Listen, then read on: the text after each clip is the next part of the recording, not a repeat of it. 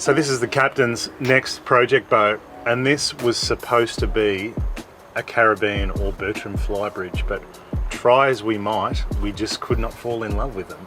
And the world doesn't need another project boat Bertram, does it? Yeah, well, it actually started a lot longer ago than that, Serge. Here we fucking go. I told Trav, you got 40 grand to spend, go out there, find us a nice little flybridge we can cruise around on, have some parties on, but still catch a marlin on. And he bought a fucking shark cat. Unbelievable. That shark cat has gone up more than Bitcoin.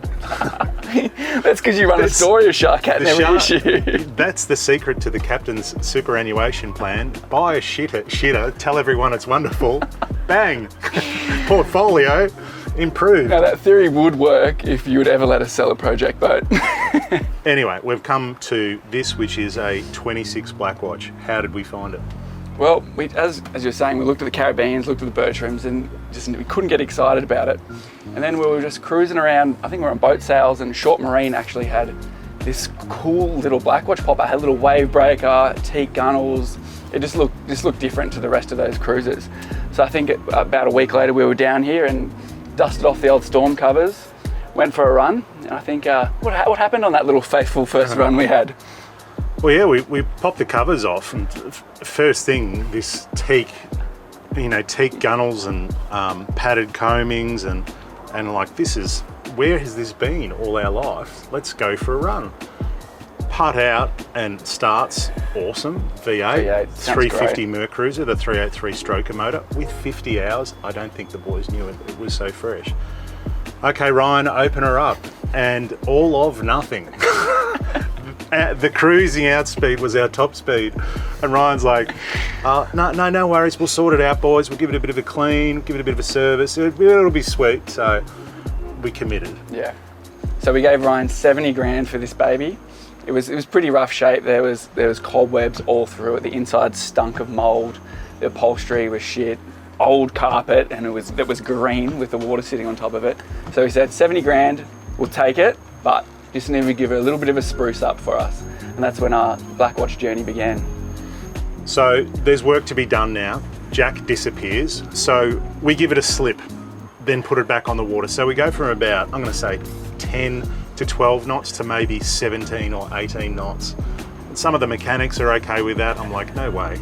This thing's gotta be a 25 to 30 knot boat, 19 degree dead rise, 26 foot. It could be all of 4 ton, but 350 horsepower, 6.3 GM block, all electronic. Come on, boys, let's dance. So then we go to the motor service, and impressively that gets us to about 21 knots. Yep. And life's improving. So as the mechanic said, these things just love fresh fuel, clean air, and good spark. So first tip for ye Mercruiser owner.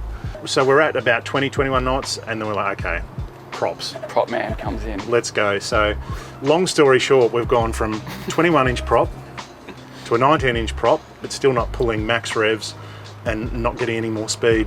We've come down to a sort of custom stainless 17-inch prop, which is really about 16.5-inch prop. And yeah, she's up to 26 knots. At 22 knots, we're doing 4,000 revs, and life is wonderful. One thing we never got told, or we got told but never really understood the scope of, was just how thirsty these Mercruisers are. And especially this one, it's actually got a flame decal over the manifold, so that was probably a red flag. And just to get from here to the fuel station, we burned about 20 bucks worth. So with a 450 litre tank in this was a big concern, because a full day out to the shelf trawling, we worked out there wasn't much of reserve. You could probably just do it, but you'd be coming home with probably some jerry cans just to be safe. So Blackwatches are a pretty famous boat, and we've actually been in a lot of impressive Blackwatches. Eddie Lawler, we've been out with him catching striped marlin. Ross Housby. So we'd always knew about the Blackwatches on the scene, but I think Trav really went deep onto the history side of things to see just what these boats were made of. And we got off to a bad start, didn't we? We rang Graham McCloy, who was former Blackwatch in the early 2000s, late 90s, 1990s, and he didn't really want to help. Spoke to a few other people who sound quite litigious, let's say, and I thought, what's going on here? I got to the bottom of it. So these hulls, like any deep-vee, they go back to C. Raymond Hunt. So 1958, he's built this tender to service the America's Cup. It's 23 foot long, 24 degrees. Who spies it on the water? None other than Dick Bertram. And he's like, what? Build me one of those. Subsequently wins all these races. Deep-vee is born. Poor old Raymond Hunt didn't patent the idea. Would have been pretty handy. You know, I invented the deep-vee, but the Bertram boats went on to really, you know, put production capacity around this deep-vee concept. Black Watch boats were built by Ted Hood, the Ted Hood Company, who was a famous yachty himself and sailmaker. He built them in the late 80s. Then in the 90s, the moulds came to Australia under David and Beverly Stevens. So they brought in a 26 and a 30, and they were express and they were outboard powered, which is kind of interesting for the times. And then they developed flybridge models off the back of that. So everything sort of started from C. Raymond Hunt. Deep-vee, windscreens, no thanks, green stuff, let's go. Offshore quick, you know, game fishing boat. Bit tender at rest. Yeah. Jesus, you should probably write an article about all this. It sounds pretty impressive. Funny you should say that. It's in issue 25. If you'd like to read the history of Blackwatch, hopefully we don't get sued again. Not looking good. And our first impressions offshore was, fuck, this thing goes so hard into a head sea. It was beautiful. It just chopped it up, no worries at all. Following sea was another story, and we've heard actually the diesels go a little bit better in following seas, having that bigger weight in the arse. But this one, if you don't have it trimmed correctly, it does get a little bit broachy, but mate, we'll take flybridge life over a little bit of broaching any day of the week. The funny thing is, like, being up there, you don't feel like you're going 26 knots. And you're in sort of metre and a half slop, 26 knots, life is good. And then you jump in the camera boat and do the same thing. Wait for us. So it's kind of deceptive when you're up there, how quick you're actually going and how well it's travelling. The dash up on the flybridge was ancient. It could barely even hold an old little navman and a tiny little Furuno. So we're going to completely strip that off. Boys at Short Marine are going to build us up a beautiful new dash. We can hold some Simrad kit. We're also, I think, had a radio and one old rusted speaker. So we plans on putting some new Roswell kit in the boat. The carpet's got to go. We're going to lay in some premium deck armour all throughout the boat, which is going to just absolutely top this thing off. The upholstery, that upholstery in here I think is about 20 years old, and I have no idea how many times various people have had sex on this boat, and it's dusty and covered in all sorts of bodily fluids. I've been on here with Nick the last week. Don't put that out there. So we're going to get all the cushions reupholstered by the guys at Flatwater Covers. And apart from that, it's actually not too much to do in the boat. It just needs a modernise and a little bit of TLC. So how about this for 6 degrees of separation? Ryan and Sam, their father was a Blackwatch dealer, and sold this boat 20 years ago. Oh, really? So 20 years ago, we've bought it off the lads, and it's come back to its home here in Short Marine. Double commission for the boys. I'm pretty sure the Short Marine boys have been absolutely awesome with this boat. We've been an absolute thorn in their side. I think they just want to get rid of us, and we've actually got it parked right out the front of their shop, and we've been here for about a year now, pestering them with all sorts of things, but they've been so good to deal with and help us out with literally every single thing on this boat. Jack, what do you love most about this boat? This boat has got attitude. It's got these big, beautiful teak gunnels, which you don't usually see in a boat this side. Soft, plush, nice padded gunnels, and a really good entertaining area. Like, it flows so nicely from sort of the V-berth out into the cockpit here. What about you? What are your thumbs up? Oh, it's got to be the classic looks, I think, just the shape of it. The dead rise on this, slices and dices in a head sea. It's built like a German pillbox. I've been under the lockers there and had a really good poke around. It's a little bit oily, but it's well made. It's always going to be oily. Yeah. Amazing living space, like you said, it's all in a 26-footer. Daniel Chechen, who stepped off his Staby Craft 2400, got on here, couldn't believe the amount of features. So you've got an open plan saloon. I'm 6'2", all soft touch headlining, step down, storage galore. You've got a head, a little galley. The dinette folds down, teak table. it's the perfect entertainer for two, like two couples, small family. Yeah, for sure. I love the V berth at the front. I'm told it's got the room of a 34 Blackwatch. Little sex den up there, put the kids up there, not together. That's weird. Don't publish that. Sorry. Sorry.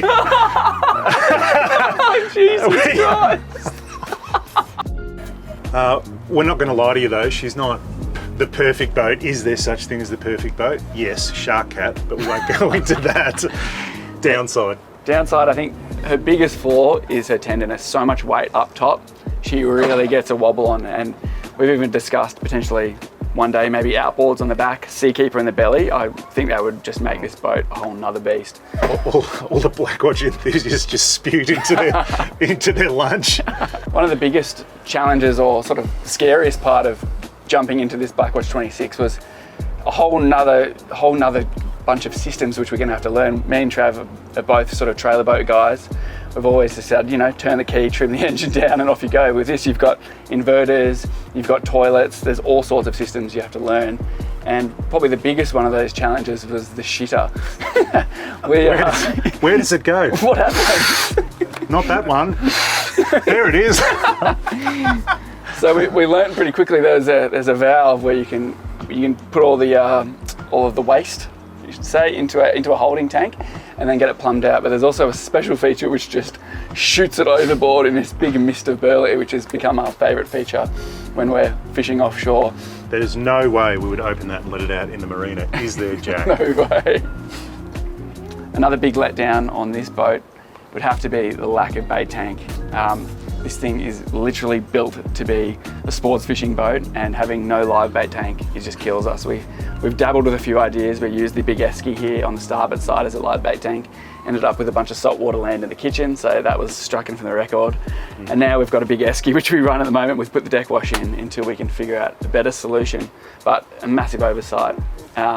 Fuel capacity, big letdown, 450 litres. A boat like this should easily be able to carry 700. Jack, the boys here at Short Marine, I think, have hoodwinked you. They've dialed in the fuel, so you're like, when you get to the heads, you've got to turn back according to the gauges. It's not the case. Like 450 litres, 90 litres an hour, that's not horrendous. It's a little bit more than the Shark Cat running twins. Yes, you're on a single motor, but for me, it's at that size, which is obviously why Caribbean went to 26 with twin motors. It's at that size, it really does need horsepower to get it moving. And you notice that when you take off, you got to trim it in and then gradually trim it out. Yanmar, if you're watching, Mercruiser diesel, Steyr, Volvo. Literally call anyone. me now. Call Jack, actually, I'm fucking done with project boats. It does take a little bit of getting used to on the tabs.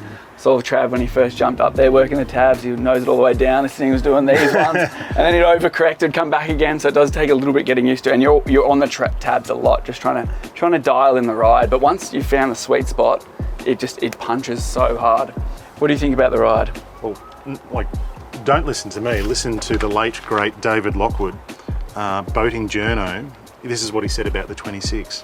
A giant killing pocket rocket. I wonder what it killed. A sweet running all-rounder and wet track gold medalist.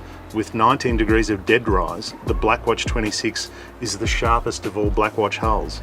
On a foot-by-foot basis, it has the best hull in the range. Oh, sold. Drop the mic, fuck. Done.